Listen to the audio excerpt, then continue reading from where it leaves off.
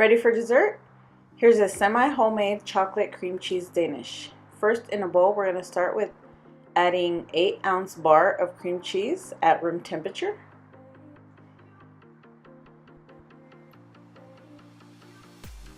A half a cup of sugar. 2 tablespoons of flour. And 1 teaspoon of vanilla extract. We're going to give that a mix to combine it all. And this is what you're going to get. Then we're going to roll out 1 to 2 crescent rolls. Since I like mine more bready than filling, I'm going to add 2, but you can add just 1 if you like more of the filling.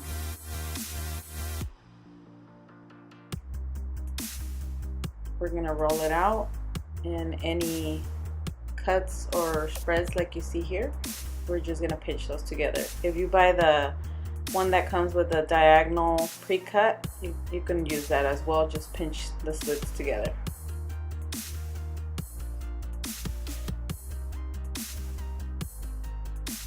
Okay, once we got it like this, we're going to add our cream cheese mixture right to the center.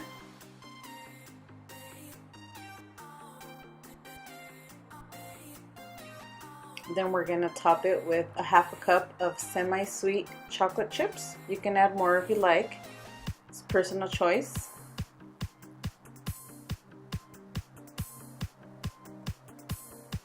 And once we're done adding those, we're going to make slits, diagonal slits on the side of the dough, as you can see here, on both sides.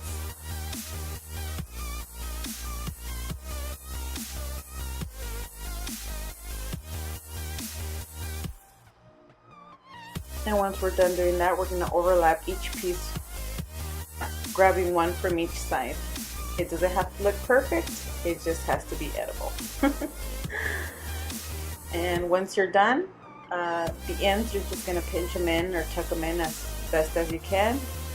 Now we're going to place this on the baking sheet.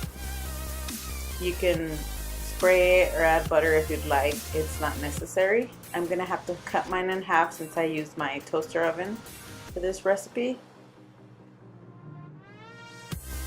And we're going to bake it for 20 minutes at 350. While that's baking, we're going to make our glaze, which is half a cup of powdered sugar, 1 teaspoon of milk, and a dash of vanilla extract. The vanilla extract is optional. If you want a runnier glaze, you can add more milk. If you want a thicker glaze, just add more powdered sugar. It's personal choice again.